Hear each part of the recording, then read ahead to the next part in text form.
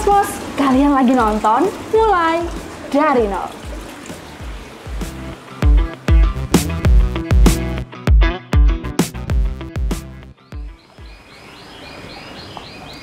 Oke Sobat Espos, kali ini dia lagi ada di daerah Tohbudan, Colomadu, Karanganyar. Dan buat Sobat Espos yang suka sama ikan hias, pokoknya harus pantengin episode Mulai Dari Nol kali ini. Karena kali ini dia bakal ngobrol-ngobrol seru nih ya sama owner dari usaha ikan hias. Oke, langsung aja kita ngobrol sama ownernya.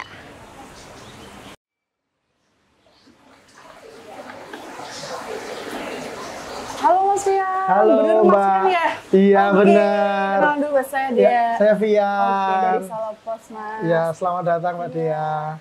Dari tadi tuh aku udah ini Mas. Iya. Interest banget sama ikan satu ini. Sobat Espos nih lihat. Warna-warni banget Mas Fian. Mas kalau boleh tahu nih Mas, ini tuh namanya ikan apa Mas? Ini namanya ikan glowfish Mbak Dea. Nah, ikan glowfish ini identik dengan warna-warnanya yang cantik. Jadi dia ada berbagai warna, mulai dari merah, kuning, hijau, ungu, dan biru. Banyak juga ya? Iya. Wow, banyak banget. Terus Mas Fian ini berbisnis ini apakah sudah dari dulu atau gimana Mas? Nah, jadi saya memulai bisnis ikan hias ini itu kurang lebih sudah 7 tahun. Jadi awalnya usaha ini saya berawal dari hobi. Oke. Jadi dari hobi saya diberi teman ikan satu pasang pada saat itu. Lalu saya beternak ikan tuh. Karena ikan pemberian saya beternak. Saking asiknya ikan terlalu banyak. Terus bingung nih mau diapain kan ikannya. Akhirnya iseng-iseng saya mulai jual. Awalnya ke pasar ikan yang ada di sekitar sini. Oh gitu. Iya. Jadi Mas Fian nih ikannya udah banyak, terus Iya. ke pasar. Iya, ke pasar. Jualan, gimana tuh jualannya dulu Mas? Nah, dulu saya titip-titipin tuh awalnya di toko-toko. Semakin banyak ikannya, Ya.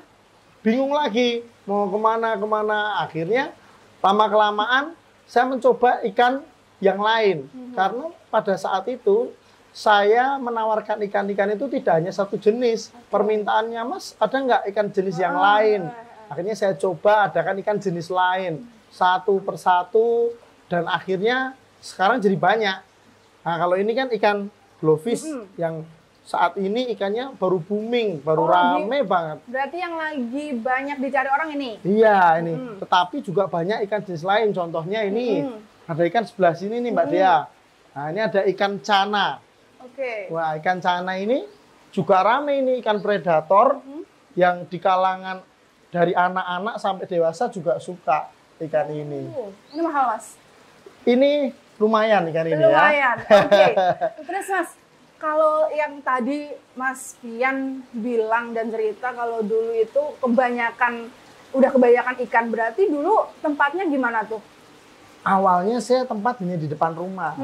Depan rumah situ? Depan rumah iya, kecil-kecilan itu di depan pakai rumah. akuarium kecil gitu? Belum punya akuarium. Terus apa tuh? Pakai ember dulu. Oh oke, Pakai ember. Satu persatu embernya kan makin banyak tuh. Dapat ikan banyak dijual di pasar untuk beli akuarium. Untuk beli akuarium lagi. Nah, tidak terasa akuariumnya lama-lama banyak.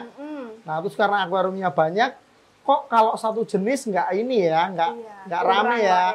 Apalagi ada permintaan juga kan. Akhirnya kita coba ikan lain. Pada saat itu kita coba ikan lohan. Jadi saya sempat pada saat itu mengimpor ikan lohan dari Thailand. Impor? Iya, impor. Wow. Nah, Dari Thailand? Dari Thailand, iya. Oke. Itu kurang lebih 6 tahun yang lalu. Jadi 1 tahun saya beternak ikan, wah baru rame nih info dari customer saya, ikan lohan yang impor. Nah, saya sempat di bisnis impor ikan lohan kurang lebih 3 tahun. Sampai akhirnya pada saat itu datang COVID. Nah, karena COVID, ada peraturan pemerintah yang melarang ikan hias dari luar negeri masuk ke Indonesia. Takutnya droplet yang ada di air itu akan terbawa ke ikan dan nanti akan menyebarkan COVID di Indonesia. Jadi sempat ditutup. Nah, ikan ini, cana ini, Cana. nah ini ikan lokal yang pada saat itu rame setelah COVID. Jadi ketika COVID kami dilarang impor, kita sempat vakum untuk impor. Nah, ikan cana ini, ikan yang pada saat itu akhirnya rame. Wah, kita tambah tuh ikan cana. Lalu karena pada saat itu makin banyak permintaan jenis ikannya, kita ikuti permintaan pasar. Nah, kenapa enggak ikan jenis lain lagi ya? Gitu kan? Karena ada yang minta, Mas, ikan yang lain dong. Biar... Cari lagi yang lain. Iya. Wah, kalau ada ikannya lengkap, kan kita nggak harus beli di tempat lain. Awalnya kita hanya pengecer, terus lama-kelamaan orang yang beli di tempat kita itu pedagang-pedagang kecil. Akhirnya kita coba nih, ada di sini ikan koki. Yang ini nih, Sobat Explore. Ini namanya ikan apa? Ikan koki. Koki? Iya, ikan koki. Oh iya, aku tahunya kalau di Instagram tuh ikannya yang kecil-kecil itu ya. Ini bisa yang kecil, dari kecil segini ya Mas ya? Ya ini yang kecil nih, di sebelah kanan nih ada ikan koki yang kecil. Oke, awalnya berarti dia segini, terus ini yang besar. Iya. Ikan koki nih. Nah, pada saat itu boleh juga nih coba ikan koki kan yang rame. Nah, makin lama makin banyak permintaan ikan jenis lain. Akhirnya ada lagi, Mas, mau minta arwana, Mas, dikumpulin lagi gitu kan. Arwana bukan yang mahal ya Mas ya? Arwana itu beragam dia. Oke. Ya, ada yang arwana yang memang mahal, tapi ada arwana yang memang ringan di kantong nih. Harga ekonomis. Harga ekonomis. Okay. Biar semuanya kejangkau kan, karena kebetulan pada saat itu yang kesini untuk beli itu mau dijual lagi. Nah, akhirnya kita sediakan arwana silver. Nah, ini arwana silver. Oh ya, emang warnanya silver ya? Iya, emang warnanya silver. Cantik banget Mas warnanya. Ya, jadi arwana silver ini tidak kalah rame dengan ikan cana yang tadi. Oke, ikan cana itu. Jadi arwana silver ini saya cari info, akhirnya kami dapat petani yang tidak jauh dari lokasi kami. Akhirnya saya komunikasi dengan petani, ya sudah ikannya dikirim dulu ke Solo. Nah, kami terima ikannya, ternyata di sini responnya bagus banget. Oke banget ya. Iya, banyak toko-toko ikan pasti, Mbak Dia kalau ke toko ikan tuh pasti lihat ada arwana, iya, gitu benar, kan? Benar, pasti ada. Iya, arwana silver ini yang paling rame nih di Kota Solo. Nah, dari arwana silver akhirnya makin banyak kan tuh ikan kita tuh. Makin banyak. Ya, predator dan lain sebagainya. Nah, arwana pun juga beragam. Ada yang pengen akhirnya, Mas, arwananya yang agak lebih mahalan dong, gitu kan. Kan jenisnya gitu banyak. Request? Iya, ada yang request. Jadi kami berusaha mengikuti apa keinginan customer.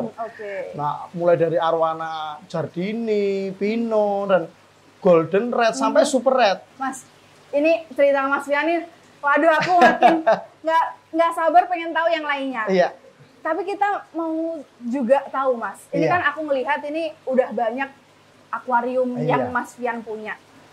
Kalau cara perawatannya sendiri, itu apakah susah dan setiap ikan ini berbeda atau gimana? Jadi setiap ikan itu memiliki karakteristik yang berbeda. Oke. Ada ikan yang membutuhkan filtrasi air yang baik. Ada ikan yang sebenarnya karena dia hanya bisa di satu akuarium isi satu, sehingga kotoran yang dihasilkan juga tidak banyak, sehingga lebih mudah perawatannya. Tapi pada dasarnya ikan hias itu hanya rentan terhadap jamur. Nah, ini nih kesulitan para penghobi biasanya kalau ikan mengalami jamur, udah panik. Panik. Iya. Nah, sebenarnya perawatan ikan yang terkena jamur pun mudah. Khususnya ikan yang baru datang, mereka adaptasi dengan air yang ada di tempat kami. 3 hari, 4 hari setelahnya nanti ada jamur. Ya kita selalu antisipasi dengan obat-obatan pasti. Dengan garam ikan, begitu obat anti jamur. Tetapi terkadang masih ada aja yang kelewat. Nah, akhirnya kita pakai sifat alami jamur. Bahwa jamur itu akan mati di perubahan suhu yang tinggi, mendadak.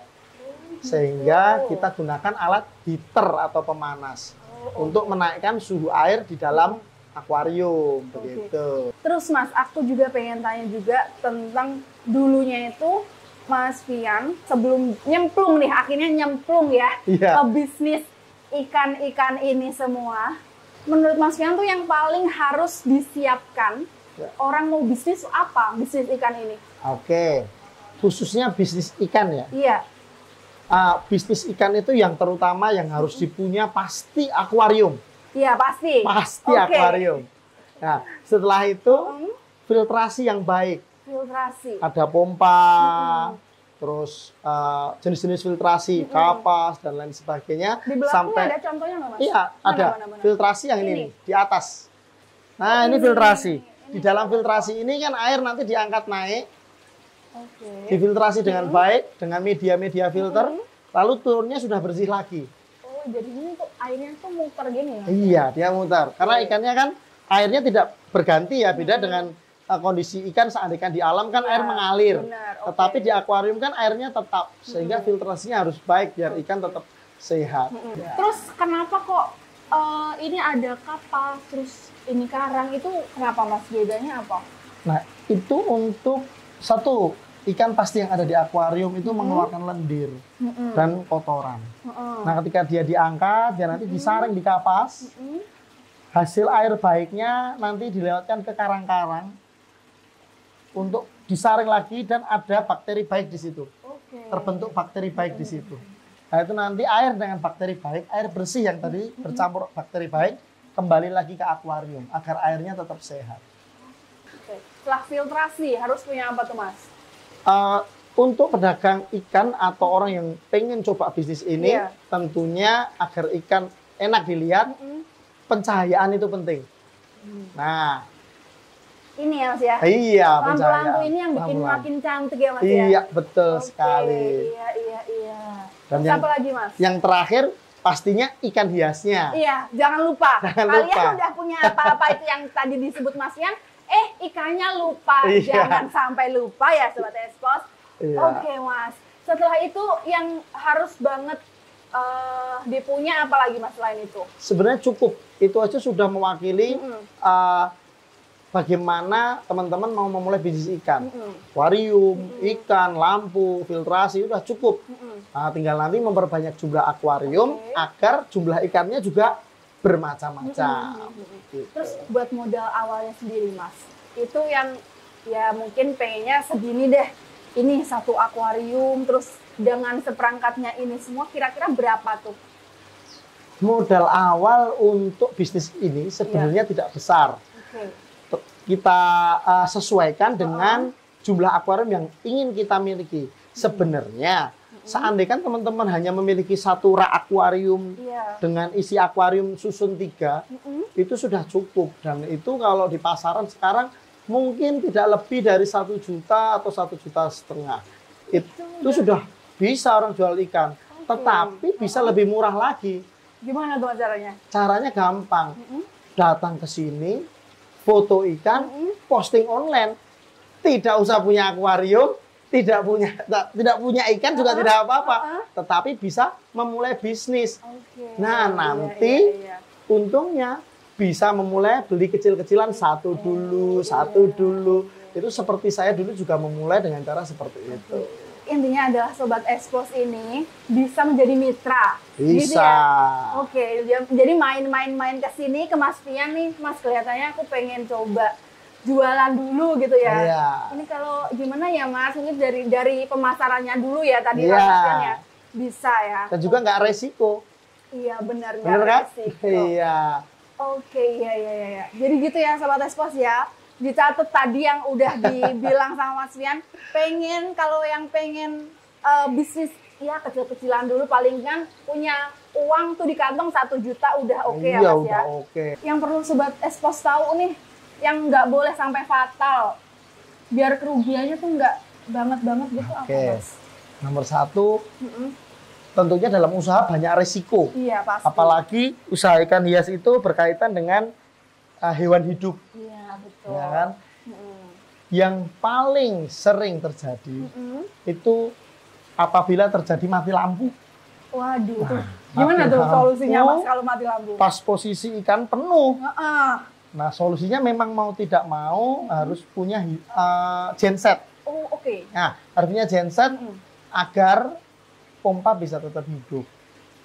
Seperti itu. Tetapi beberapa seller itu menggunakan aerator AC/DC namanya.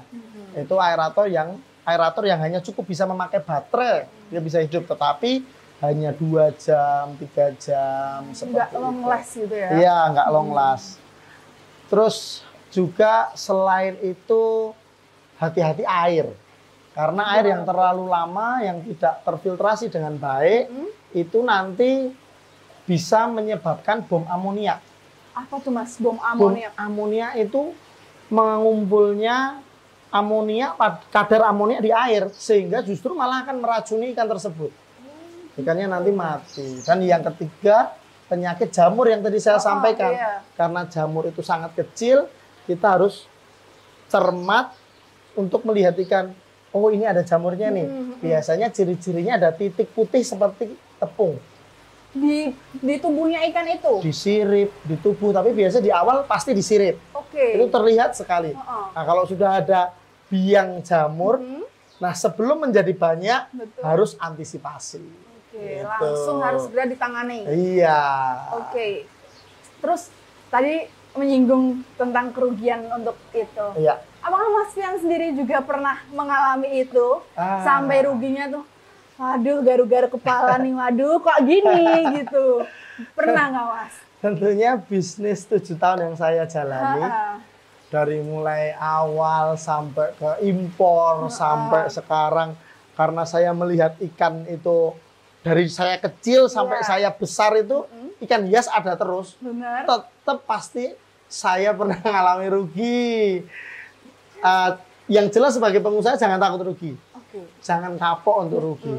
Dulu setelah saya pada saat itu COVID, melanjutkan cerita yang tadi ya, COVID, saya mulai ke ikan hias. 1 tahun kemudian kebetulan pada saat itu ikan arwana dari petani habis, ikan kecil-kecil juga pada saat itu juga sulit. Saya bingung mau pelihara apa. Akhirnya saya berusaha mencoba memelihara ikan yang belum pernah saya pelihara. Pas itu saya coba pelihara koi. Koi. Nah, koi karena saya melihat, wah koi ini kayaknya bagus nih. Prospeknya oke nih. Iya, walaupun belum pernah pelihara pada saat itu. Berani aja beli koi. 1 kali, wah laku habis. 2 kali laku habis. Mulai 3 kali harus pelihara dulu. Ada mati 1. Kenapa ya? Belajar, coba lagi, mati-mati, lama-lama modal itu habis beli koi dan mati. Waduh. Padahal 1 koinya berapa tuh, 1 ikan koi? Itu beragam, dari mulai 3.000, 5.000, 10.000 tergantung ukuran. Jadi pada saat itu karena dagangan udah nggak ada dan orang-orang pengen resell, Mas koi dong, koi dong, koi dong. Lagi dong, mau lagi dong gitu ya. Sampai suatu ketika kita sediakan dan mereka udah pada punya, belum pada keluar, akhirnya kita harus pelihara, mati semua. Wah, itu rugi yang cukup dalam pada saat itu. Memang modal yang sudah dikumpulkan habis itu. Habis. Kira-kira sampai berapa Mas? Itu berjeti-jeti. Ya, 20, 25 ada itu habis. Waduh, itu ya. waduh. Ya udah lumayan lah, dari modal kecil 1 juta ke situ kan lompatannya jauh ya. Terus habis, sempat bingung. Gimana.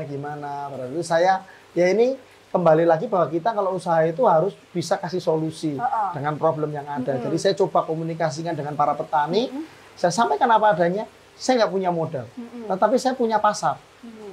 Bagaimana? Lalu mereka akhirnya bersepakat, oke, ikan kita kirim dulu. Oh iya, dengan bargaining yang cukup alot. Iya, karena pasti. Iya, karena untuk mereka meyakinkan petaninya itu ya Mas. Betul, mereka juga takut nih, takut nanti dikirim ke sini. Nggak balik lagi. Nggak balik ya, lagi. uangnya. Nah, sampai akhirnya mereka mau kirim.